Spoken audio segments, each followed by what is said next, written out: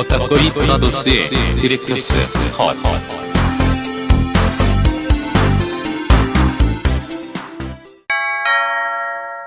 경고. 스포일러가 싫으신 분들은 청취를 피해 주시거나 영화를 관람하신 뒤 들어주시길 바랍니다.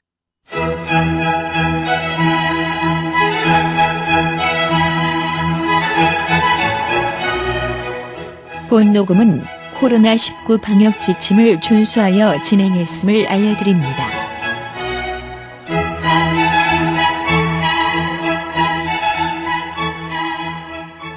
꼬타꼬이 브라더스의 디렉터스 컷 무려 136회 지금부터 시작합니다. 유쾌하네요. 좋습니다. 유쾌하게 시작하는 136회 방송입니다. 오늘도 여기 함께 하신 분들 자기소개부터 시작하겠습니다. 안 감독님 자기소개 및 근황 얘기해 주세요. 입이 안 풀려? 안녕하세요. 안 유명한 감독이라 안 감독입니다. 다람쥐. 우리 똥똥 어르신 네. 안 감독님 떡. 어떻게 어르신 어떻게 지내셨나요? 네, 저 요즘에 하여간 좀 즐겁게 지내려고 노력하고 있어요. 그래서 네. 요즘에 계단에 재미가 붙어가지고. 계단 성애자. 네, 계단 올라가는 거를 그러니까 그때 말씀드렸잖아요. 그러니까 한 번에 올라가는 거, 안 쉬고 올라가는 거. 근데 이제 최근에 좀 더 이제 스피드를 올려볼까 생각을 하고 있는데 확실히 활동량이 없다 보니까 그거를 하는 게 분명히 도움은 되는데. 그때 그 얘기했잖아요. 이게 왜 힘들까 생각했더니 해야 된다 생각하니까 힘든 것 같더라고요. 근데 그런 것도 필요하지 않을까? 항상 좋은 것만 하고 살 수는 없지 않습니까? 맞아요. 저는 그러니까 혼술을 하잖아요. 그러니까 오히려 그거에 대한 약간 좀 부채감 때문에 일부러 더 하는 경우도 좀 있어요. 내가 편하게 먹고 퍼질러 잘 내면은 조금 힘든 건 해야 되지 않겠나? 네, 그래서 맞습니다. 하고 있고 지하철 탈 때 되게 도움되고 있습니다. 그래서 엊그저께도 여러분들 인천 1번 가주아요? 가자역이었나요? 예. 네. 인천 가자요. 가자. 네, 근데 저기 건대 입구 쪽에도 꽤 긴 계단이 있어요. 그래서 그걸 추천드립니다. 나중에 내기할까요? 몇 개인가 네. 좋습니다. 근데 우리는 경사도 심해가지고 경사 났어요. 아이고 경사났네. 네, 경사는 경사 났어. 그래서 그 계단 추천드립니다. 여기까지입니다. 좋습니다. 제일 좋아하는 영화는 공포의 계단이라고. 네, 어른들 좋습니다. 말씀하신 가이당. 좋습니다. 계단 성애자 이야기 잘 들었고요. 오만하면 성이군요. 원래 계단 성애자는 앙폭팬님이었어요. 예전 방송에. 근데 그래요. 뺏겼네요 이번에. 네, 좋습니다. 암투. 좋습니다. 좋습니다. 그리고 이제 오늘 무슨 성애자가 나올까요? 앙팡팬님 자기 소개 부탁드릴게요.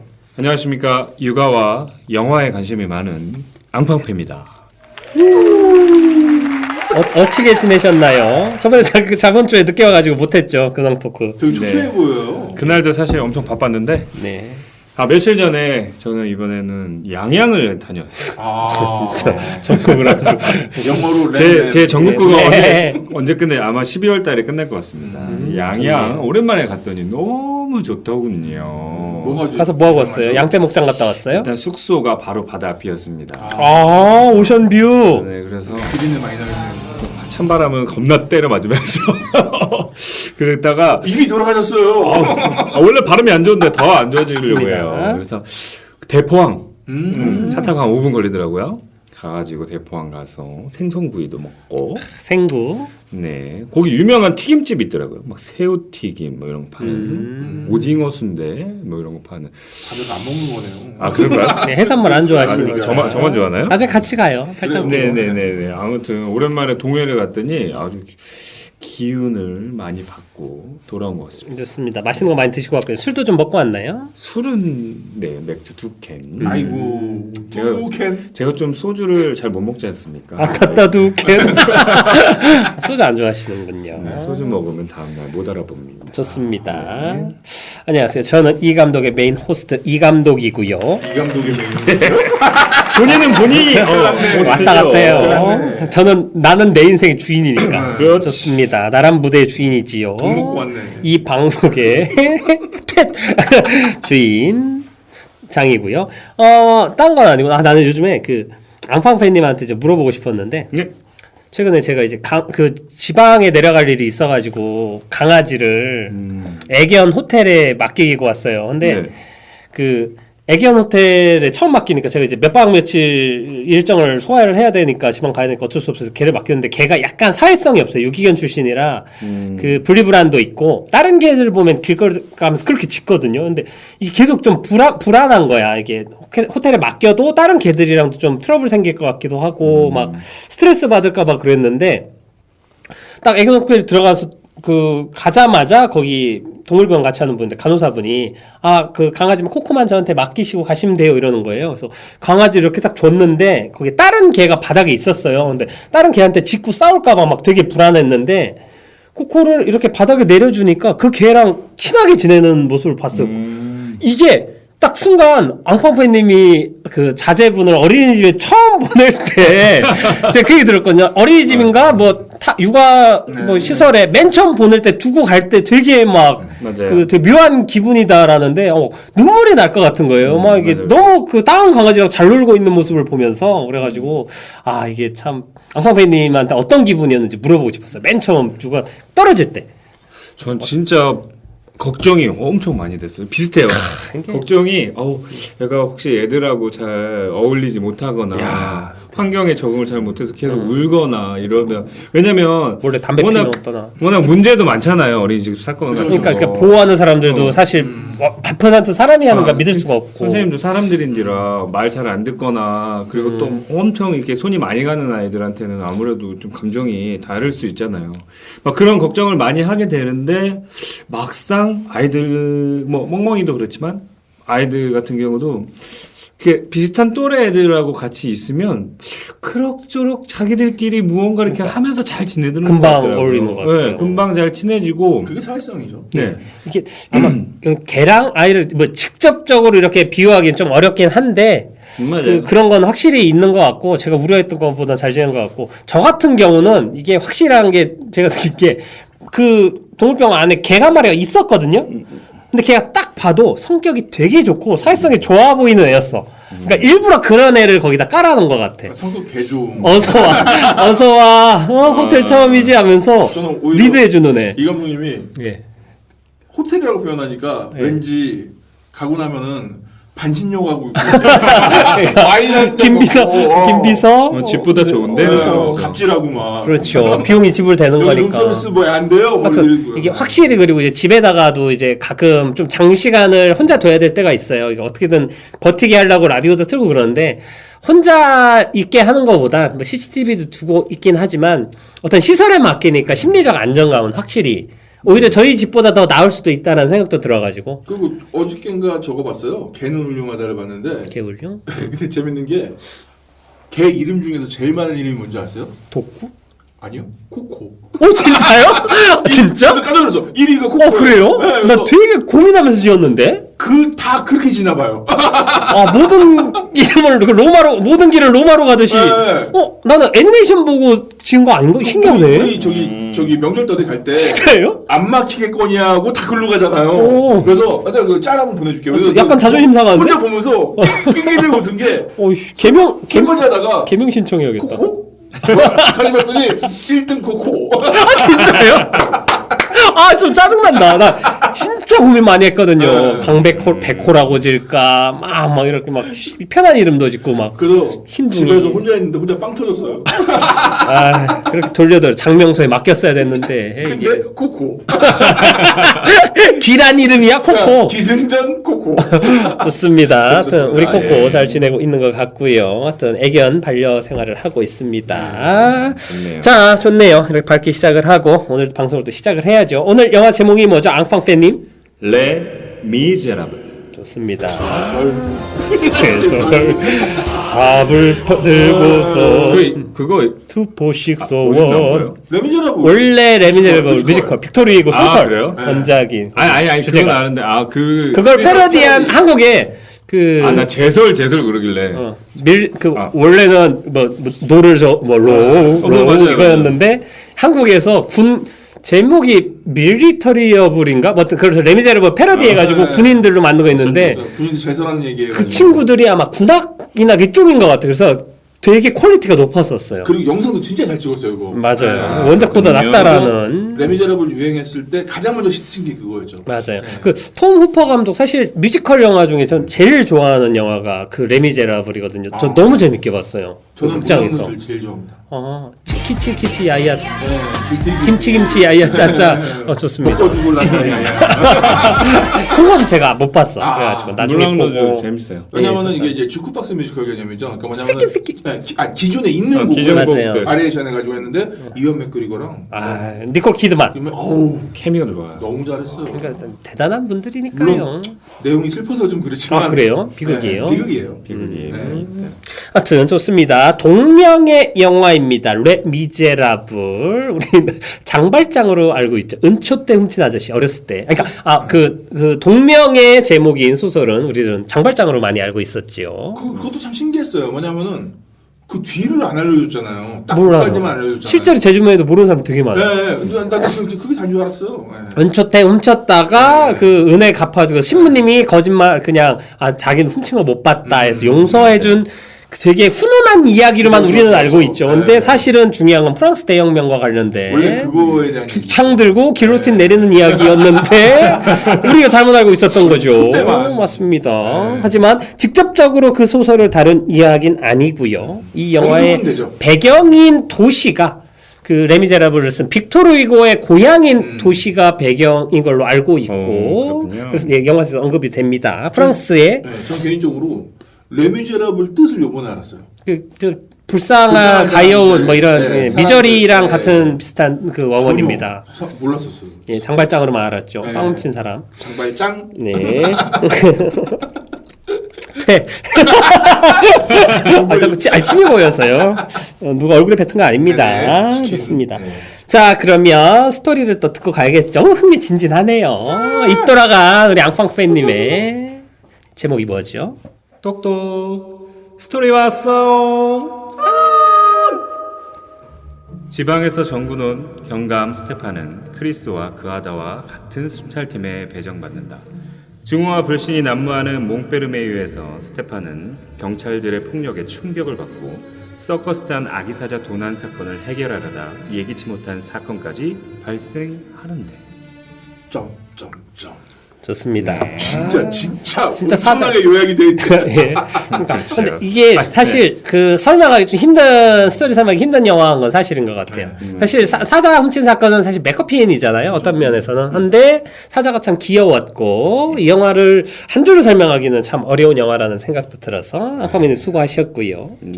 사실은 오늘 시간이 없어가지고요. 아 그렇군요. 영화에 대해서 어떻게 봤는지 좀 궁금해요. 이건 잘 싱크홀 때는 너무 흥미진진했고 다 비슷한 감성일 것 같은데 그래서 뭐라고 얘기할지 궁금했는데 이번엔 어떻게 봤을지 너무 다를 것 같아서 그래가지고 또 궁금한 시간입니다. 자, 앙팡팬님 한 줄 평 뭐라고 지으셨나요? 선도 악도 구분 안 되는 지옥 같은 현실. 한 줄 평 안 감독님 뭐라고 지으셨나요? 광고 멘트를 따왔습니다. 네. 맛없게 매운맛? 여기까지입니다. 맛없게 매운 요리가 뭐가 있지? 캡사이신 뭐가 많이 들어갔나 보네요. 캡사이신만. 엽기 떡볶이. 이따 얘기하겠습니다. 좋습니다. 자, 저는 우리 이 감독님은요? 영화 현실을 담는 그릇으로서의 영화라고 적었습니다. 영화는 현실을 반영하는 거죠. 근데 이 영화의 가장 큰 목적이 그거였던 것 같아서 그렇게 정해 보았어요. 자, 그러면 교양 시간으로 들어가겠습니다. 오늘 얘기할 게 많진 않습니다. 이 감독 좋아하면 안 돼! 좋습니다. 저희 갈게요. 오늘 한석규 씨 안 오셨네요. 네, 아니 이번 회차는 이제 촬영 가셨나요? 네, 됐습니다. 좋습니다. 또 오셨네요. 영화 레 미제라블 프랑스어죠. 2019년에 제작이 됐고요. 한국에선 2021년 4월 15일에 개봉했고 2020년 부산 국제영화제에서 공개가 됐던 걸로 기억을 하고요. 한국 관객수 몇 명? 10,000명. 1만 명 봤습니다. 좋아요. 감독 레들이 스펠링 RED 아니에요. 레들입니다. 유세긴 감독이네요. 아마 자기의 어떤 관심사나 고민, 자기 인종적인 문제 이런 것들에 대해서 영화에 좀 투영을 한 것 같다는 생각이 들고요. 필모그래피를 보면 많지 않습니다. 근데 좀 인상적인 건 2016년에 레미제라블이라는 동명의 영화를 단편이 있었어요. 10몇 분짜리. 근데 보면 출연진이 같은 배우들이 나오고 제가 보기엔 요것도 뭐 위플래시나 많이 있었던 사례가 있죠. 단편을 만들고 그거를 확장한 영화인 것 같아요.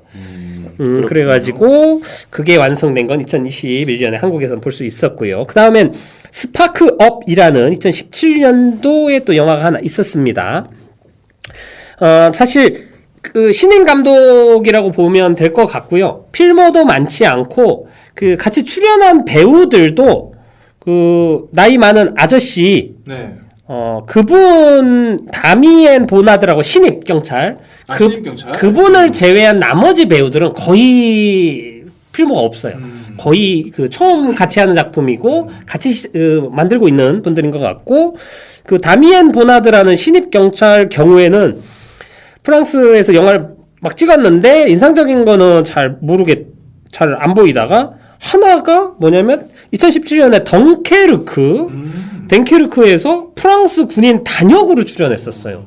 야, 그러면서 야, 이게 참 헐리우드 영화 단역을 하는 사람이 프랑스 영화에서는 주인공을 하는구나. 뭐 이런 생각을 또 해보면서 이 영화의 규모나 프로덕션이 아주 크진 않겠다라는 추측을 하게 되었습니다.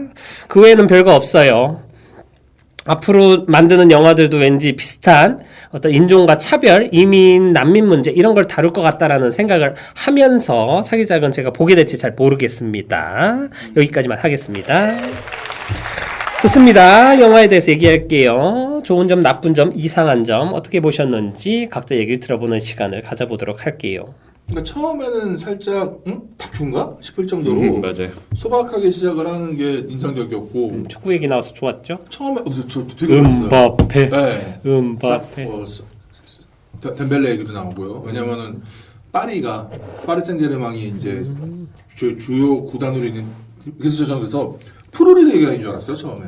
저도 네. 축구 얘기하는 줄 맞아요. 네, 그래서 프로 축구 얘기하나 했더니 그때 월드컵 배경으로 했다고 하더라고요. 그 시기에. 2015년 러시아 월드컵. 아, 그래요? 네, 그거 배경으로 했다고 프랑스에서 한 건 하더라고요. 아니었구나. 근데 그거죠. 뭐냐면은 삶이 되게 지칠 때는 자기 스스로 낙을 하나 찾잖아요. 근데 맞아요. 거기 사는 사람들은 축구였나 봐요. 그러니까 약간 느낌이 과도하게 몰입하는 느낌? 뭔지 알 것 같아요. 현실 도피 수준으로 네. 거의 게다가 너무 고맙게도 프랑스는 사실 축구를 잘해요. 잘하죠. 그러니까 앙리, 지단. 마치 우리가 올림픽 때 영경신을 보면서 기뻐했던 것처럼 저 사람도 그렇게 낙이 있었겠다라는 생각이 들었고 그래서 그게 좀 즐거웠다가 페이크구나. 서갔지 이놈아. 한참 몰입하려고 했는데 갑자기 축구가 끝났어? 알았어 했는데 이제 좋았던 점은 축구 얘기가 나왔던 거 그다음에 프랑스라는 지역을 정확히 보여준다는 느낌이 들었어요. 그러니까 뭐냐면은 우리가 그런 거 있잖아요. 정재영 씨를 보면서 파리지앵 뭐 이러면서 파리의 삶이란 막 이렇게 생각을 그러니까. 하지만 사실은 그렇지 않다는 거에 대해서 적나라하게 보여주니까 그건 되게 좋았고 지난 방송 때 얘기했던 싱크홀 같은 경우도 그러지만 뭐냐면 인물을 보여주잖아요. 이 인물들이 서사가 있고 그걸 통해서 이제 사건이 일어나야 되니까 인물들을 쭉 보여주는 건 좋은데 너무 길었다라는 생각이 들긴 전 하더라고요. 그러니까 저것까지는 알아야 되지 알겠어. 근데 그걸 알려주는 속도가 너무 느린 거예요. 제가 봤을 때는. 그러니까 여기는 4가지 집단이 나오잖아요. 경찰이 나오고 프랑스 폭력 집단이 나오고 아기 사자 이런 집시가 집시들. 나오고 무슬림이 나오고 예. 그다음에 프랑스가 갖고 있는 문제 중에 하나가 독일이랑 비슷한 게 알제리계 프랑스인들이 꽤 많아요. 알베르 꽈미. 네, 그다음에 독일은 터키계 독일인이 많고, 그러니까 이런 것들이 겹치면서 생기는 문제점들에 대해서 얘기하는 것도 알겠는데, 다만 그 속도감이 조금 아쉬웠다. 좋았던 점은 축구 얘기가 나와서 좋았고, 프랑스 현실을 제대로 보여준다는 느낌이 들어서, 저는 솔직히 그 드론 운전하는 친구가 침대에 누워 있는 장면 보면서. 프랑스에 저런 집이 있어? 보통은 막 이렇게 멋있는 집 그러니까 아닌가? 베르사유 궁전 같은 것만 우리가 봤지. 그러니까 훅 들어오는 게 있어서 오히려 약간 브라질 약간 판자촌이나 이런 거 보는 느낌의 그냥 와, 빈민촌. 난민촌이지요. 네, 그래서 그런 느낌이 근데 걔네도 프랑스인이거든요. 그러니까 맞아요. 그 실제로 파리 갔을 때 아 가보셨군요. 파리지 한 명인데 전국구의 해외파야. 어때요? 진짜 저렇습니까? 실제로 진짜 저래요? 경찰이 막 때려요? 공구총 쏘고? 나 얘기하잖아요. 아니 많이 바뀌었더라고. 아니, 나는 이제 그때, 관광객이잖아요. 예. 관광객 입장으로 갔을 때 딱 루트가 있어요. 파리 안에 알겠다. 거기를 벗어나지 말라고 그래요. 그렇지. 근데 우리가 오늘 레미제라블에서 본 거기는 그 구역이야. 딱 보니까. 그러니까. 그 밖이에요.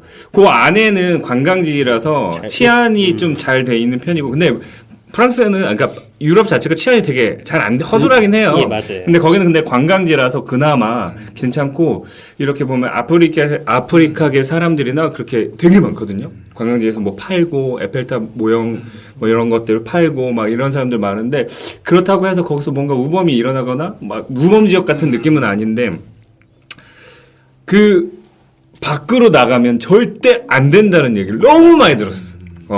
거기는 경찰도 보호해 줄 수 없을 정도로 우범지대라는 얘기를 하더라고요. 근데 이걸 보면서 아, 그게 적이구나. 그게 저기구나. 라는 생각을 하게 됐어요. 그 초반에 보면 월드컵 때문에 막 할 때 그 에펠탑 쪽으로 애들 막 나와가지고 맞아요. 응원하고 있잖아요. 거기는 이제 안쪽으로 들어온 것 같았고 월드컵 얘기하고 했는데 이제 현실에서의 그네 생활은 완전히 바깥쪽인 거예요. 약간 그건 약간 대비되는 이미지로도 보여준 것 같고 그 네네. 가장 그 이슈가 되고 사람들 즐거워하는 문화를 공유할 수 있는 밝은 분위기를 영화 초반에 한번 보여주고 맞아요, 사실 맞아요. 그거에 대비되는 모습들을 하면서 좀 더 현실이고 개인적인 모습들을 영화에서 많이 보여주는 것 같은데 그 캐스팅도 저는 일부러 그렇게 했다는 생각이 좀 들긴 하는 게 소위 말하는 유색 인종들과 아닌 사람들의 구분이 확실히 되는 게 주인공 그 경찰들은 전부 다 백인이에요.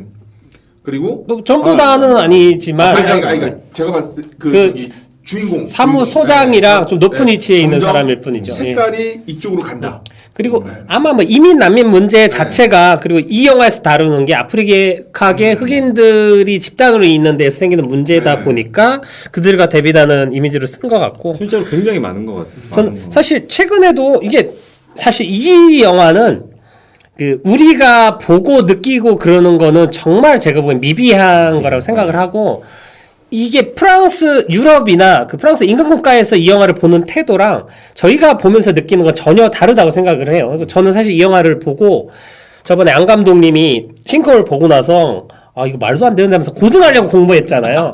저는 이 영화를 보고 그냥 제가 아는 지식만 갖고 이 영화를 한번 보고 두 번을 보진 않았는데 이게 무슨 배경인지 알고 싶어서 다시 알아봤는데 제가 뒤에 알아본 정보에 대해서는 좀 이따 좀 말씀 따로 드릴게요. 근데 그걸 알고 이 영화에 대해서 이해를 하니까 아 이게 그런 의미로 이 영화가 만들어진 거구나. 진짜 지금 프랑스 현실에 대해서 적나라하게 보여주는 영화인데 이거를 우리가 어떤 사전 정보나 이게 없이 보면 사실 제가 그냥 본 건 그거였어요. 이게 우선은 초반에 영화를 보면서 주인공들이 경찰들이 사복 입고 있잖아요. 되게 멋있잖아요. 그 패션도 그렇고.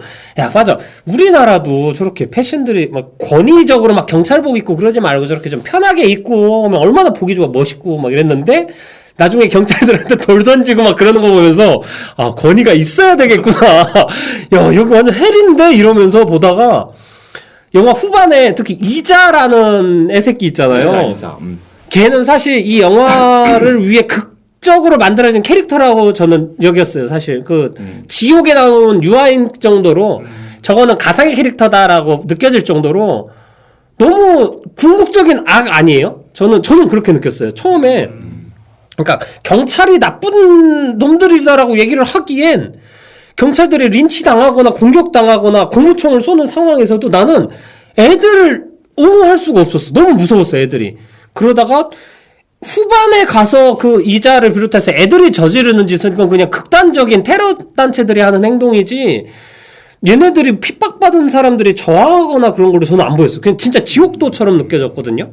그랬는데 그렇게 영화를 보고 그냥 아 프랑스 헬이구나.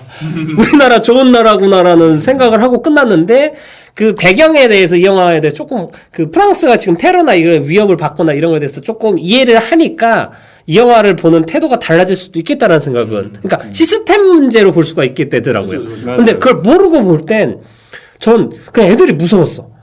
약간 촉법 소년들 같은 약간 방황하는 칼 이런 게 저는 자꾸 예 그래서 애들이 나쁜 거 그래서 경찰이 불쌍해 보이는 걸로 보였는데 그게 아니죠. 영화를 보고 알아보니까 조금 다르더라고요. 이거는 그래서 저는 그런 면에서 좀 인문학적인 거에 대해서 공부를 하게 만들어서 좋았다. 왜냐면 영화 정말 별로였으면 안 알아봤을까. 그렇죠. 저는 싱크홀 보고 검색 안 했거든요. 네.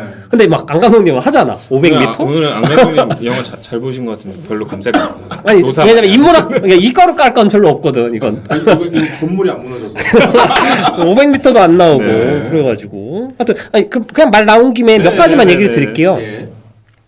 그 영화에서도 대사로 나와요. 2005년 우선은 지금 프랑스는 해외 난민 수용소랑 그 정글이라는 연극도 있었어요 얼마 전에. 뭐냐면 프랑스 자체에서 난민을 다 받아들일 수가 없으니까 난민들이 그 외곽에서 난민들만 사는 수용 지구가 있더라고요. 근데 그 안에서도 탈출해가지고 프랑스로 어떻게 가려고 가다 죽는 사람들도 있고 막 그 안에서도 종교 이념 갈등도 있고 먹고 사는 게 당장 문제다 보니까 하면서 그러니까 엄청나게 큰 이슈예요. 그리고 프랑스에서도 그들이 여기에서도 보면 알겠지만 그들과 같이 사는 사람들에서도 이들에 대한 복지나 이런 것도 그렇고 처우나 이런 것도 시스템적으로 완벽하게 이들에게 다 챙겨줄 수가 없다 보니까 빈부격차 같은 것도 나고 그들이 또 모여 있다 보니까 범죄나 이런 것들도 높아지고 그 아마도 제가 느낀 건 프랑스에서도 극단적인 지역을 보여준 것 같아요. 이 범죄 우범 지역을. 근데 이 그런 문제들을 프랑스 갖고 있는데 실제로 2005년에 이민자 폭동 관련된 어떤 사건이 있었어요. 이게 뭐냐면 이 영화의 모티브가 된 것 같은데 여기서도 주인공 신입 경관이 얘기해요. 2005년 때 그렇게 해서 사태 일어났던. 그래서 우리가 얻은 게 뭐냐는데 뭐였냐면 경찰들이 똑같아요. 그냥 경찰들이 가는데 어떤 애들 3-4명이 있었대요. 근데 경찰들이 다가가니까 애들이 그냥 경찰이 오니까 무서워서 도망갔대. 도망가면서 그 어떤 담 같은 거 철담 같은 걸 막 이렇게 넘으려고 하는데 거기가 송전 그 전기 시설이었는데 거기를 넘다가 2명이 죽었어요. 애들이.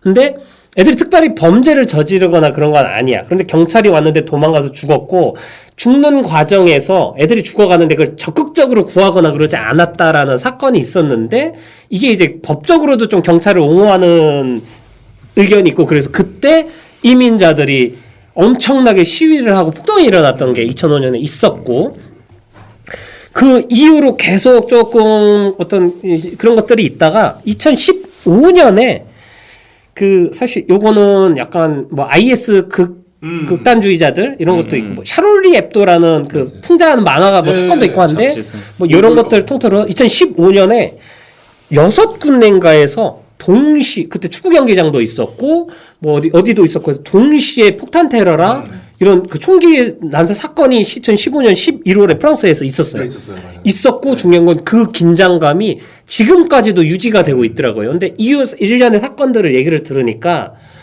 이런 사건들이 일어나고 있는 모습과 그런 걸 배경 그리고 이 사람들이 어떤 환경에서 이런 일들이 벌어지느냐를 아까 말한 것처럼 진짜 다큐멘터리 같은 시선으로 다가간 영화가 이 영화라는 생각이 드는 거예요. 그러니까 사실 이 영화는 극영화보다 뭐 사자 훔치는 사건 이런 거보다 지금 프랑스에 진짜 이런 일들이 벌어지고 있어를 고스란히 보여주는 영화라는 생각이 들더라고요. 하면서 다시 한번 우리나라에 사는 게 참 다행이다라는 생각을 하면서 이게 장난 아닌 사건이더라고요. 프랑스에서. 그렇죠.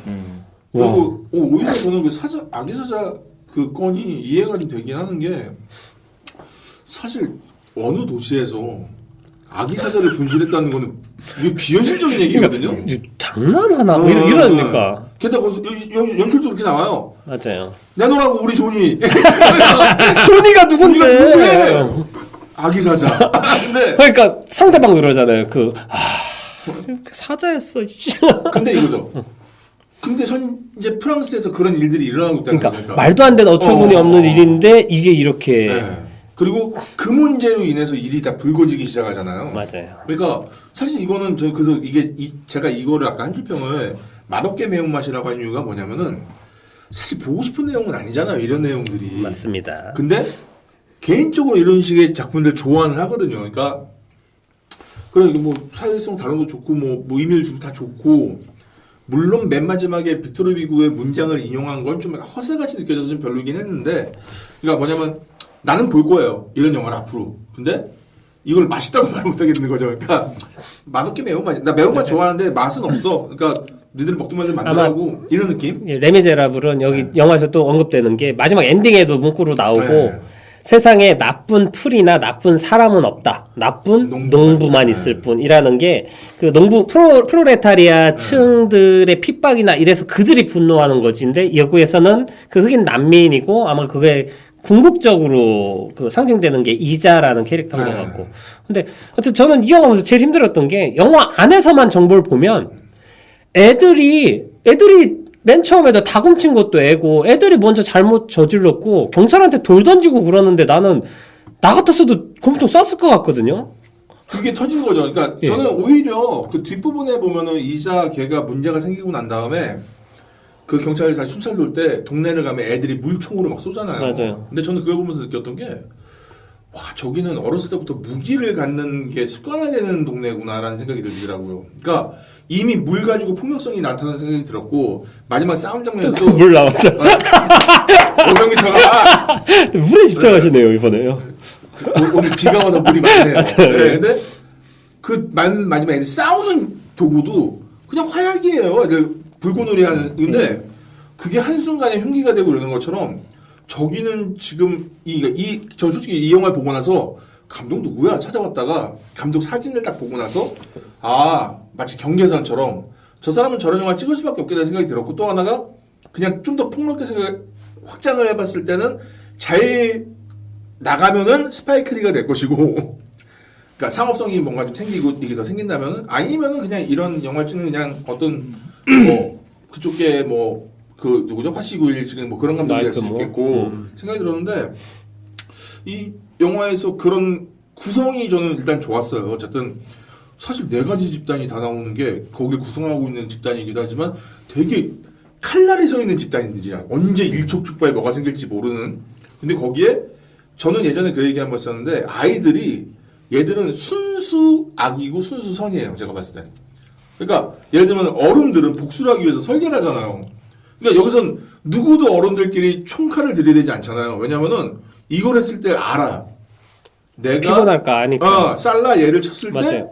내가 이렇게 될 수 있는데 근데 애들은 짭새가 나한테 고무총 쐈어. 복수. 근데 그게 제일 무서웠어. 특히 그 이자가 쓰레기 같은데 소파에 혼자 앉아 있는 그 모습이 너무 무서웠어. 사실 그런 사람 있잖아요. 그 한 번 잘못 건드리면 끝까지 어떻게든 내가 복수하는 사람 그런 사람들 막 있거든요. 그 별거 아닌 거 하나 걸렸는데 내 인스타나 이런 걸 끝까지 추적을 해가지고 나를 어떻게든 흠 잡으려고 끝까지 가는 사람들이 있거든요. 집요 안에 걸리면 그냥 내 인생을 조져버리는. 그러니까 절대 인생에 곁들이면 안 되는 사람. 예. 그리고 여기서 또 하나 딱 세게 와닿았던 게 고무탄에 얼굴을 맞잖아요. 근데 보면은 이 경찰이 걔를 계속 만나요. 맞아 처음부터. 그러니까 나는 그게 무서운 거예요. 처음에 동선에 계속 그러니까 걸죠. 뭐냐면 얘를 윽박질러가지고 집에 돌려보냈잖아요. 근데 나는 이 사람 옆에 경찰하면서 지나가다 얘를 계속 볼 텐데 얼굴에 흉터가는 걸 볼 텐데 그러면 야 그 트라우마도 무시 못하겠다니까 그 순간부터 공포감이 들더라고요. 아마 그의 엄마도 그렇고. 그래서 그 고무총을 쏜 친구는 자기 집에서 엄마 울잖아요. 하고 심지어 그 친구는 또 빈민가 출신이잖아요. 그렇죠. 자기도 거기에서 나온 애기 때문에 똑같은 처지였던 걸 아는데 자기가 이번에 걔들한테 폭행 가는 입장이 돼버리니까. 그러니까 실제로 저는 이렇게 보면서 그런 생각, 그 아이들이 이제 막 무섭고 이렇게 보이잖아요. 근데 사실은 좀 그런 생각 들었어요. 이게 감독이 사실 마지막에 아이들이 혁명 아닌 혁명을 하는 거잖아요. 맞아요. 그러니까 어른들은 더 이상 여기를 바꿀 수 없을 때 가장 소수자 중에서도 가장 약한 아이들인데 그 아이들이 결국 혁명을 하는 참을 건데 들죠.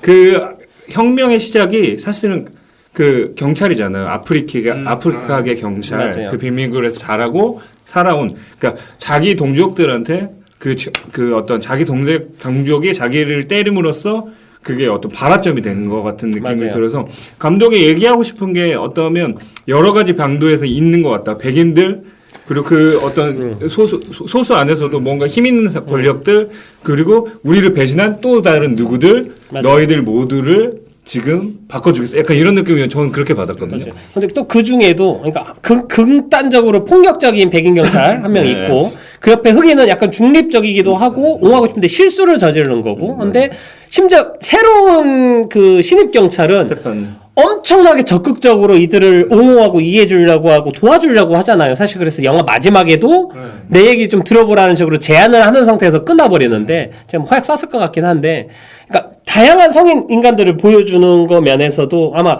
축소판으로 보이고 그리고 아마 그 애가 그 그냥 총을 맞은 거가 문제가 아니고 총을 맞은 다음에 한 행동들이 우선 드론을 찾아서 하려고 했고 애를 어떻게 그 말하지 말라고 윽박지르고 이런 그 다음에 하는 행동들 자체가 사실 지금 시스템이나 여고에서는 어떤 개선점이나 이것도 찾을 수 없다는 얘기를 하는 것 같고 만약 거기에서 애를 만약 병원실에 보내고 자기들이 잘못한 걸 사과를 하고 이런 식으로 됐으면 문제가 조금 달라졌을 텐데 이미 그럴 수 없는 만큼 성인들도 선을 넘은 지점까지 와 있는 상황이었던 거죠 거기서는. 그리고 이게 제목이 딱 맞아요. 그러니까 전부 다 불쌍한 사람들이에요. 그러니까 맞아요. 그 남자가 이쪽 지역 오게 된 것도 아들 보기 위해서 이쪽 넘어온 거였고, 뭐 편모 가정도 분명히 있고 유색인종 차별당하는 사람도 있고 누구 한 명도 행복한 사람이 없더라고요 이 영화 보면서. 그다음에 또 하나가 그 아이가 그러니까 그게 참 무서웠어요. 쌓이는 거잖아요. 사람은 항상 가장 불안정할 때 가장 못 믿을 걸 믿는데요. 선택을 할 때. 그러니까 예를 들면은 최근에 느끼는 게 막 코인 얘기, 막 이런 뭐 주식 얘기 쉽게 얘기하잖아요. 뭐냐면은 가능성에 대한 확신이 없으니까 한 번 요행수를 바라게 되는. 그러니까 코인은 엄밀히 따지면 전 이거 도박이라고 봐요. 근데 누구도 그것을 도박성이 있다는 걸 알면서도 도박이라고 얘기하지 않잖아요. 여기 등장하는 인물들도 다 그런 선택을 계속하는 것 같아요. 그러니까 아까 말씀하신 대로 안 그랬으면 어땠을까 근데 계속 그런 선택을 해버리니까 그리고 당위성도 전혀 없고 오히려 가장 최선의 선택이 그거였어요. 그 드론 SD카드 돌려받을 때 그 남자 주인공이 얘기하잖아요. 그렇게 얘기했더니 그 살라 그 사람이 하지만 분노를 절대 그러지 못할 거니까 뭐냐면 이게 그나마 최선의 선택이었는데 여기는 모든 사람들의 선택은 전부 다 악수를 해요 계속. 그러니까 그게 막 계속 몰입이 되더라고 스스로. 맞아 나도. 그러니까 제가 느끼는 게 이거예요. 원래 한길평은 저걸 하려고 했었어요. 후회가 쌓여서 어른이 된다라는 얘기를 하고 싶었는데 뭐냐면 여기도 사건도 그렇지만 우리 어른 다 그렇잖아요. 이불킥 그때 그럴 걸 이런 게 쌓여가면서 어른이 되는 건데 여기서는 그런 불안정한 선택들이 쌓이면서 이렇게 되는 거였고 마지막에 열린 결말도 저는 나쁘진 않았는데 나도 그랬어요. 쐈겠다. 쐈어요. 근데 쏘므로 인해서 갑자기 그 생각이 들었어요. 용산 참사가 생각이 들었어요. 그게 화염병이었잖아.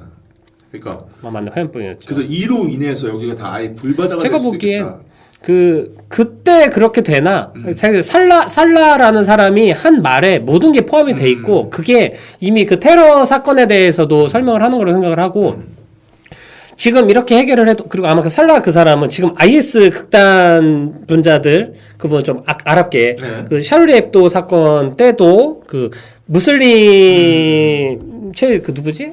마우메드인가? 마우메드. 네. 그분을 성적으로 되게 막 수치 막 기괴하게 먹고 막 되게 지저분하고 더럽고 막 성적으로 막 문란하게 한 그 패러디한 만화를 그린 만화가 때문에 그것 때문에 그 극렬 분자들이 화가 나가지고 막 테러 일으키고 그랬던 사건인데 길바닥에 참수했나 그랬죠. 아마 맞아요. IS나 그러니까 그쪽 극단 분자들을 상징하는 게 살라신 것 같고 그 사람이 하는 얘기가 지금 이거 그 USB 그 메모리 주면서 지금 뭐 이렇게 한다고 해도 그들의 분노나 이걸 막을 수 없다고 한 게 그 드론 영상을 유튜브를 퍼치는 거나 마지막에 그 꼬마애가 그 화염병을 던지는 거나 제가 보기엔 둘 다 그게 그 시발점이 되고 도화선이 되지 결과는 똑같이 파국으로 가는 건 막을 수 없다라는 얘기를 영화가 하는 것 같고 지금 약간 어떤 면에서는 그 대림이나 이미 난민 문제에 대해서 이미 파국까지 가고 있다고 판정을 지은 건 아닌가라는 생각이 들 정도로 이 영화는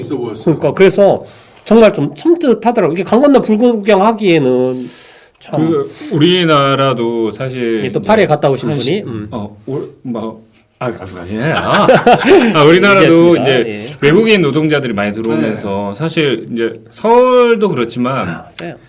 그러니까 안산이나 제가 맞습니다. 집이 안산이라고 성남. 안산, 선남, 뭐 여기 대림동 안산. 막 이런 데 가보면 분위기가 정말 사뭇 다르거든요. 맞아요. 근데 거기에 그 안산의 안산역 앞에 다문화거리 밤에 예. 가본 적이 한 거의 15년 전이에요. 그것도 갔는데 한국 사람이 없어. 맞아요. 그러니까 이게 뭐냐면 뭔가 되게 내가 위축되더라고. 뭔가 이야기가 통하는 데도 사람들도 없고 뭔가 되게 위축되고 음식도 다 다르고 막 이러다 보니까 근데 지금은 아마 더 할 거란 말이죠. 이게 근데 결국 사회적 문제가 돼가고 있잖아요. 맞아요. 근데 그 사람들을 문제화시면 하면 안 되는 거고 뭔가 이제 같이 살 방법을 찾아야 되는데 유럽은 이 문제에 대해서 훨씬 개방적일 거라고 생각하지만 실상은 엄청나게 보수적이더라고요. 그러니까 개방적이라기보다는 컨트롤이 안 되는 거겠죠. 근데 우리가 볼 때는 옛날부터 그렇게 같이 다민족이 살았으니까 별 문제 없지 않을까 하고 약간 가는데 그런 있는데 생각보다는 이게 인종 차별주의 같은 것도 나치나 이런 거에 대해서도 아직도 뭐 나치 막 달고 이런 사람들도 있고. 진짜 몇 년 전에 아프리카에서 이제 이민자들 넘어오는 걸 받아들여줘야 된다고 받지 말아야 된다고 막 그 유럽 안에서도 네. 막 분분했었잖아요. 예. 근데 사실 이걸 받아도 문제고 어려워요. 내가 보기 가장 어려운 문제가 걔네들한테 그분들한테 복지를 어느 정도 해주냐 그런 것 때문에 우선 엄청나게 큰 이슈가 될 거라고 생각을 하고. 몇 달 전에 저기 뭐야 난민. 아니 우리 난민은 아니고 우리 도와줬던 아프가니스탄에서 아, 도와줬던 예. 분들 300명 데리고 왔잖아요. 그 문제만 해도 사실은 우리나라 이제 뭐 진천이나 이런 데서 되게 따뜻하게 받아들여줬지만 그마저도 안 좋게 보는 시선들 분명히 존재한단 맞아요. 말이죠. 만약 진천이 아니고 다른 데서 막는 태도로 나왔다면 불편해한다고 했으면 옹호해주는 의견이 더 많았을 거예요. 그렇죠. 사람들이 그 이미 다문화 국가잖아요. 우리나라는 네. 뭐 농촌이나 이런 데는 특히 뭐 2세, 3세들이 자녀분들은 다 그런 분들이잖아요. 혼혈도 많이 있고. 근데 이런 것들이 이제 점점 사회적 이슈가 됐을 때 이걸 그냥 자연스럽게 받아들일지 한번 대격변이 한번 있을지 조금 혼란스럽긴 해요. 맞아요. 지금 투표권 생길 때쯤에 대림동에서도 한 초등학교는 그러니까 한국인 학생이 없대요. 그러니까 이제 안 보내는 거야.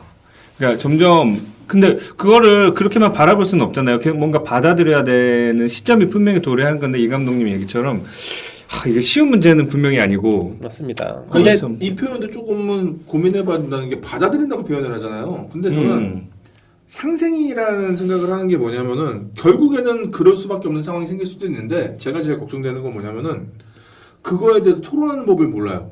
그러니까 이거는 공격과 수비의 방향으로 지금 돼버렸지 대화를 나누는 방법도 모르는 것 같다는 생각이 드는 게 그러니까 예를 들면 이거예요. 난민을 받아들인다. 아프가니스탄 그 사람 난민이에요. 정치적 난민이에요. 네. 근데 그때 프랑스에서 난민 받아들인다고 했을 때 우리나라 난민 얘기하니까 그때 정우성 씨가 욕을 엄청 많이 먹었죠. 난민 받아들인다고 맞아요. 했을 때. 지금도 욕 먹고 있어요. 근데 난 그거예요. 그러면 난민은 다른가? 전난민과 이난민은 다른 거야?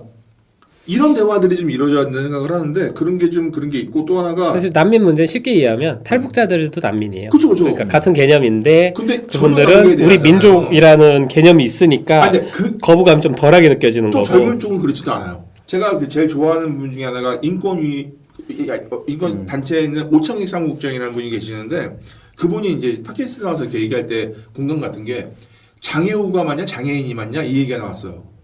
그랬더니 이분이 얘기하는 거예요. 물어봐요.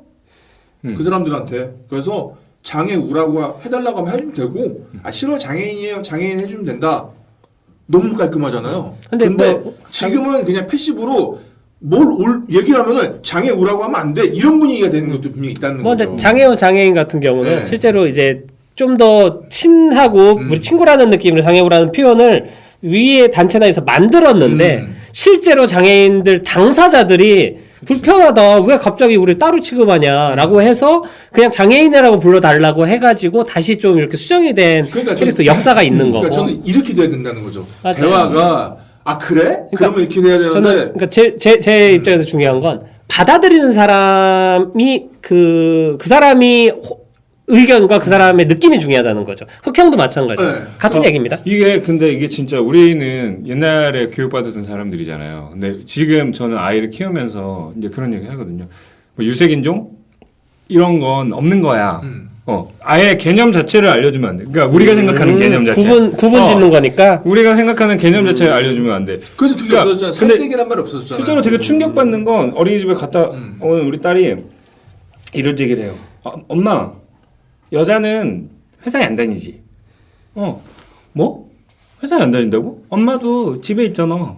엄마는 옛날에 회사를 다녔지. 근데 이거 일 때문에 하는 거야. 그런데 여자들도 회사를 다녀. 어린이집에 선생님도 회사야, 거기가. 이렇게 얘기하는데, 아니야. 우리 친구가 그랬는데, 여자들은 그냥 집에 있는 거고, 아빠들은 회사 다니는 거야.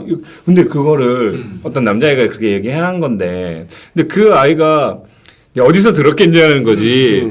그러니까 결국 부모들이 아이들한테 쉽게 그냥 지나가는 말로 하는 그런 사고 같은 것들이 대화가 들어가는 거죠. 아이들의 사고를 결정지어 버리는 거예요. 특히 어떤 선입견이 지어진다는 게 무서워요. 그래서 진짜 조심해야 되는 게 나는 너무나 습관적으로 그렇게 얘기하고 있는데 아이한테 얘기해 줄 때는 분명히 구분짓지 않고 얘기하려고 노력해야 돼. 그러니까 이게 육아가 어려워. 근데 내가 구분을 짓고 있다라는 거마저도 구분하기가 힘들어요. 왜냐면 우리가 살아올 때는 그런 게 맞아요. 구분이 아니었거든. 맞아요. 가치관이 달라지니까. 그러니까 이런 대화 방식이 지금부터 이루어졌다는 생각이 든다는 거죠. 그러니까 어려운 거예요. 되게 어려운 거예요. 그러니까 나는 아기가 없는데 아기로 받아들여. 그럼 그거를 넌 왜 그렇게 받아들여는 내 세대 때 교조적인 태도. 맞아요. 근데 내가 맞아. 네. 너는 그렇게 생각해? 라고 근데 말하는 이제는 거죠. 그런 대화들이 이루어져야 되는데 그게 너무 안 이루어지고 있으니까 이런 요새는 문제들이 생기는 거예요. 초등학교에서도 남자아이, 여자아이한테 그러니까 예를 들면 체육 시간이 끝나고 무거운 매트를 옮기는 일을 우리 어렸을 때만 해도 야, 뒤에 남자애 4명만 나와 이러잖아요. 근데 그렇게 안 한대요. 다 비실비실해도 4명 이렇게 와가지고. 12년 남자 4명 나와. 아니야, 남자가 아니고 야, 아무나 네 명 와. 남자든 여자든 야, 여자들 남자들 세대면- 와봐 뭐 이런 식으로 일부러라도 그렇게 한다고 그러더라고요. 이게 난 그래요. 뭐냐면은 평등의 기준이 제대로 가르쳐 준다는 생각이 드는 게 예를 들면 이런 거예요. 평등이라는 것이 모든 사람들이 칼을 들고 서로 찌를 수 있게 만드는 게 평등이냐 아니면은 다른 것이 평등이냐에 대해서 알려줘야 되는데 난 그건 그렇게 생각해요. 차이와 차별은 분명히 있거든요.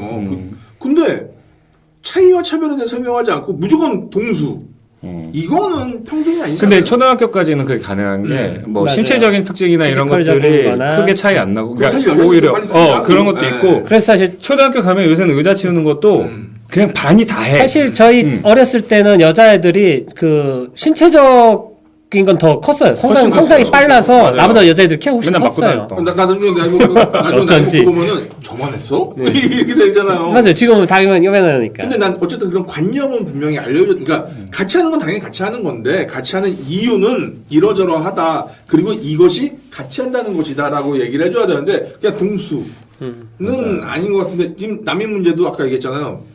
그럼 난민이 종이 있나? 등급이 있나? 뭐 북한은 우리 같은 이쪽이니까 1등급 아니잖아요. 그러니까 이런 거에 대해서 좀 얘기를 해야 하는 게 분명히 중요한 것 같아요. 제가 보기에는 모르고 한 실수는 할 수 있다고 생각하는데 그 다음에 그게 그런 건 문제가 될 수 있어요라고 얘기를 한 다음에 어떻게 받아들이냐가 중요한 것 같은데 거기에서 우린 이런 의도로 한 거 아닌데 왜 나한테 그래라고 너무 그냥 이렇게 몰아붙이면 그건 사실 너무 배타적인 게 되는 것 같고 그때 한번 생각을 고민을 해보고 그럼 앞으로는 이거는 모르겠지만 앞으로는 좀 덜 하거나 안 하거나 다른 식으로 하거나 이런 걸 찾는 방식 이런 거에 대해서 계속 시행착오가 필요한데 사람들이 이미 정해진 걸 답이라고 생각하는 게 제일 무서운 것 같아요. 그리고 그쪽에 수가 많아지면은 예. 그게 힘이 되죠. 그리고 네. 제가 또 이제 학교 가는 길 보면서 느낀 건데 악은 항상 실존합니다. 누군가 이게 잘못된 걸 알고 일부러 하는 사람들이 있어요. 상대방의 불편함을 건드리기 위해. 그렇죠. 그래서 그러니까 그런 사람들의 어떤 페이크나 이런 거에 속으면 안 되는 것 같아.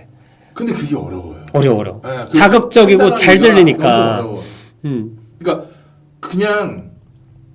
그러니까 사실 일부 어그로 꺼는 애들 있잖아요. 그러니까 일부러. 사실 도덕 교육을 해야 된다는 생각이 드는 게 뭐냐면은 모든 이론에서 도덕을 빼면은 다 말이 돼요. 그러니까 맞아요, 예를 들면 맞아요. 그거죠. 네. 의사와 선생과 경찰이나 이런 공권력이 직업이 되면은 그 사람이 큰일이 나요. 그러니까 언젠가부터 우리 옛날에 저 어렸을 때 그랬거든요. 최고의 신부감은 학교 교사래요. 저희 때는. 뭐 그럴 수 있을 것 같아요. 근데 저는 그거예요. 스승이 있고 선생이 있잖아요. 같은 개념이었잖아요. 근데 지금은 스승이 아니고 선생이 직업이 되는 것이고, 뭐 가짜 뉴스부터 해서 기자 얘기했을 때 기자는 옛날엔 지식인이었어요. 근데 지금은 기자라는 직업이 됐고, 경찰 역시 마찬가지로 얼마 전에 그 사건에서 제가 충격적인 말을 댓글에서 봤던 게, 야 경찰은 그러면 칼 맞으면 안 죽냐 이러는 거예요. 그래서 아 죽지. 근데 경찰이라는 직업이 그게 아니잖아. 의사가 직업이죠. 근데 히포크라테스 선서라는 걸 하잖아요. 간호사 나이팅게일 선서를 하고 특별한 직업이라는 거예요. 선생님도 선생님이 아니라 스승이라고 우리가 찾아뵙는 것처럼 이렇게 뭔가 특수한 영역에 있는 직업이라는 게 있다는 생각이 들어요. 저는 근데 그거에 대한 교육은 전혀 없이 직업으로만 가버리니까 우리 옛날에 저 어렸을 때는 공무원은 원래 하는 거 아니었어요. 공무원은 천대받았어요. 맞아요. 맞아요. 근데 지금은 안 그러잖아요. 난 그 시대가 바뀌어서 그 이해를 하지만 정확히 알고 얘기를 해야. 난민도 사람이고 예를 들어 이거 같이 결국에는 뭐 살아야 된다 그러면은 그거에 대해서 고민을 해야 되는데 안 받아 범죄 저지르고 쟤네 뭐 또 반대쪽으로 생각하면 또 이해도 가는 게 예를 들면은 그 할랄 음식? 할랄 푸드. 네. 그러니까 예를 들면 저는 그 생각하거든요. 내가 예를 들어 월세로 이사를 왔어요. 그럼 집주인이 못 박지 말려면 못은 안 박아야 된다고 생각을 하거든요. 그러니까 절충이 필요하다는 생각을 해요. 근데 그러니까 자꾸 그런 말이 나오는 거예요. 니네 나라로 가라고. 이쪽이 절충을 안 해주니까. 그러니까 이런 과정들이 필요한 게 아닌가. 맞습니다. 사실 요거는 개인들이 답내리긴 정말 어렵고 그래서 어떤 시스템에 대한 고민을 안 할 수가 없습니다. 하고 요거에 대해서 한쪽 편 의견만을 듣고 무시하다 보면 결국 농부들이 죽창을 들게 된다. 이 영화에서처럼 그 분노가 맞아요. 계속 그 아이가 치료받지 못하는 그죠. 상태에서 받는 대접에서 뭐 어떤 상황에서 분노가 쌓이는 것처럼 지금은 저는 이제 공론화를 해야 될 때지. 저는 이제 히스토리를 모르고 영화를 볼 때 아, 저 새끼는 저럴만 하지라고 봤었는데 이게 비슷한 영화들이 있어요. 얼마 전에 뉴 오더도 그렇고 그리고 옛날에 하얀 리본이라는 영화도 그렇고 그 시티 오브 갓 아니면 시티 오브 갓. 레이크라고 해서 이든 레이크라는 공포 영화도 보면 네. 어떤 공포 영화인데 그냥 아이들이 절대적인 악으로 나오는 공포 영화들이 있어요. 그런 영화.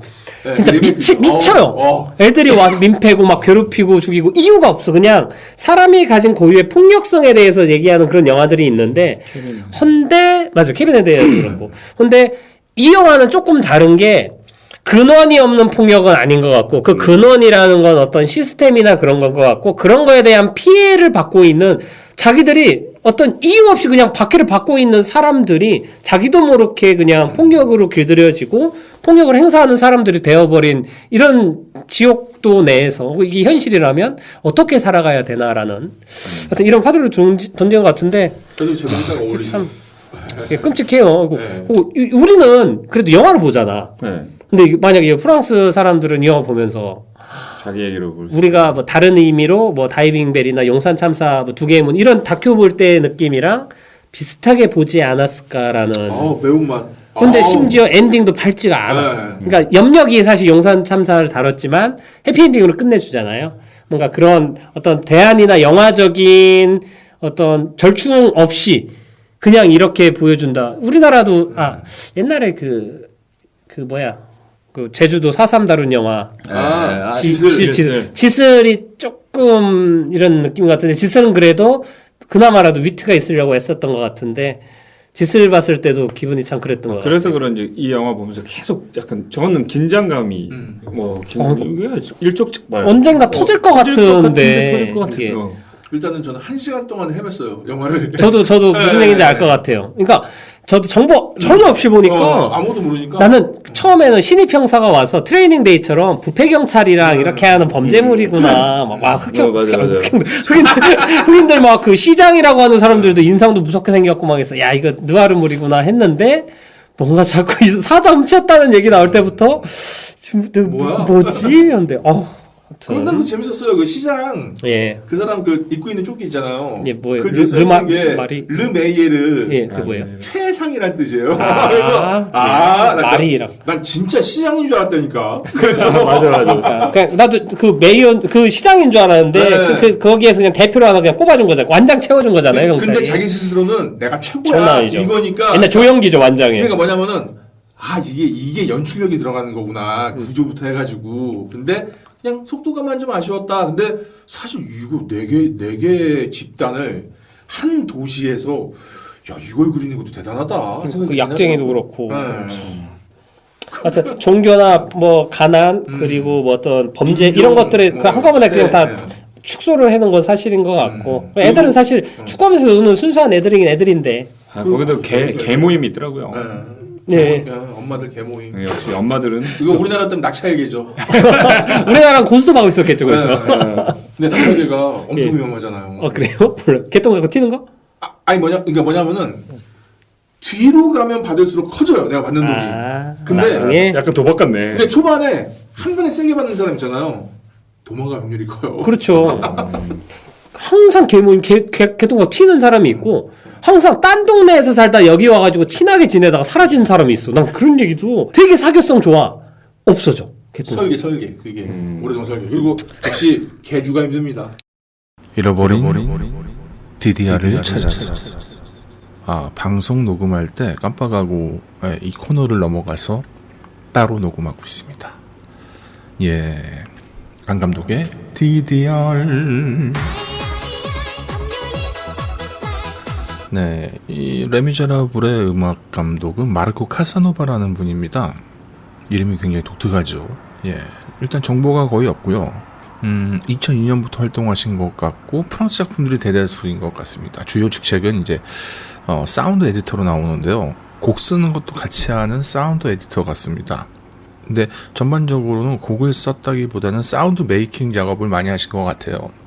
작곡가로 활동한 내역도 IMDb로 기준으로 보면 2006년엔 단편 영화 하나 있고 2013년에 TV 시리즈 2가지 에피소드 정도만 곡을 썼고 나머지는 전체적으로 사운드 에디터로 활동을 하신 것 같습니다. 뭐 이 작품에서도 보면은 인상적인 부분이 있다기보다는 조금 몽환적이고 나르시시즘적인 음악이랄까 신스 사운드, 일렉트로닉 장르 같은 걸 사용했고요. 전반적으로는 뭐 들어보시면 아시겠지만 음악이라기보다는 사운드적인 느낌이 훨씬 큰 것 같습니다. 네, 정말 정보가 없죠. 예, 안 감독의 DDR은 여기까지입니다. 네, 좋습니다. 하여튼 오늘 또 영화에 대해서 얘기했고 우리가 좀 평소에 참 다루지 않던 이민, 난민, 인종차별 같은 얘기를 좀 나눴던 것 같고요. 또 어떻게 보면은 다가올 문제이기도 할까요? 맞습니다. 미래가 아닌 것 네. 같아요. 현재인 것 같고. 아무튼 오늘의 영화에 대해서 좀 얘기를 나눠봤는데 이제 좀 시간이 많지 않아서 네. 별점 남기고 끝낼 준비를 하겠습니다. 몇 점 저녁에 남겼네요? 네, 저 3점. 3점. 이 영화 네. 괜찮았어요. 근데 매운 거 좋아하시는 분은 보시고 좀 난 별로 순한 맛 좋아 그러면 안 보셔도 될 것 같습니다. 좋습니다. 매워 3점. 네. 앙팡팬님. 저는 4.0. 좋습니다. 앙팡팬님. 나랑 계속 점수 겹쳐. 어떡하지? 캐릭터도 겹치는데 이거? 야, 너 짜고 왔냐? 내가 먼저 했다. 내가 먼저 해야지. 하여튼 안 감독님은 항상 우리랑 다르네요. 이게 우리가 다수 의견하면 소수 의견을 담당하는 판사 역할이다. 인수분해. 좋습니다. 저도 4점입니다. 하고 저는 사실 약간 영화의 어떤 좋은 의미, 덕목은 내가 몰랐던 어떤 현실에 대해서 이해하게 되는 그런 것들은 지점이 있었는데 이 영화 통해서 그런 것들을 좀 알게 되고 공부하게 돼서 좋았고 다른 분들도 2005년 프랑스 이민 사태랑 2015년 테러에 대해서 저는 몰랐어요, 진짜. 프랑스에서 테러 사건이 이렇게 동시에 9.11 정도만 알았지 이런 일들이 이렇게 버젓이 벌어지고 있다는 게 우리가 살고 있는 지구상에서 너무 무서웠어요. 수일 나. 사태 한참 심각했었죠. 나 우리나라 너무 좋아. 밤새 술 마셔도 되잖아. 난. 세계에서 치안 너무 제일 행복해. 좋은 나라 중 세 손가락 안에 들잖아요, 우리나라. 하지만 점점점. 코로나 나름대로의 조심해야 고민이 되지요. 있지요. 아무튼 네. 그런 영화였고요. 근데 사실 그 진짜로 그냥 일반 서사나 좀 더 공감하면서 뭐 우리나라 문학이나 문화 위주로 즐기는 분들한테는 조금 난해하거나 불편하거나 어려운 영화일 수도 있겠다는 생각은 확실히 듭니다라고 누군가에게 생각하고요. 굳이 알고 싶지 않은 얘기일 수도 있어요. 맞습니다. 예, 알아야 돼요. 네. 이런 거 많이 알아야 돼. 네. 다음에 로우도 해야지. 좋습니다. 하여튼 오늘 영화는 여기까지 얘기를 하고요. 그리고 이제 다음 방송 영화는 지금 날짜가 맞을지 모르겠는데 날짜 맞으면 무조건 스파이더맨 노 웨이 홈입니다. 네. 만약 날짜 안 맞으면 티탄 갈 거고요. 앙팡맨이 볼 수 있을까 모르겠네. 티탄 같은 힘든 영화를. 육아에 마치고. 맞습니다. 그리고 영화 두 편은 우리가 볼 스케줄은 안 될 테니까라고 생각을 잠깐 쉬지요. 하여튼 네, 좋습니다. 그냥 늦게 와요. 네. 두 개 중에 하나만 해요. 양양 가나요? 하여튼 스파이더맨 노 웨이 홈은 지금 난리도 아니고 제일 중요한 거는 톰 홀랜드가 약간 루머일 수도 있는데 앞으로 새 작품 마블에서 더 찍는다고 추가 계약을 했더라고요. 스파이더맨으로. 그래가지고 이것들이 이제 그만두는 것처럼 하더니 뽕을 더 뽑으려고 하고 있기 때문에 그리고 3 스파이더맨이 나오느냐 안 나오냐로 지금 계속 지겨워 죽겠어. 이제 그만 물어봤으면 좋겠어. 나올 그냥 극장 가서 보면 되잖아. 이제 네. 몇 년을 물어보고 있어. 그 친구가 뭐 스포할 때 되지 않았나요? 이미 했어요. 비슷한 말은 했어. 저기에서 스파이더 왜 안 보? 이런 몇 개 실수는 했는데 톰 홀랜드가 그 의도적 실수란 얘기도 있던데. 예, 제가 보기엔 마케팅인 것 네. 같다. 캐릭터라고. 걔랑 항상 헐크가 실수해요. 헐. 좋습니다. 네.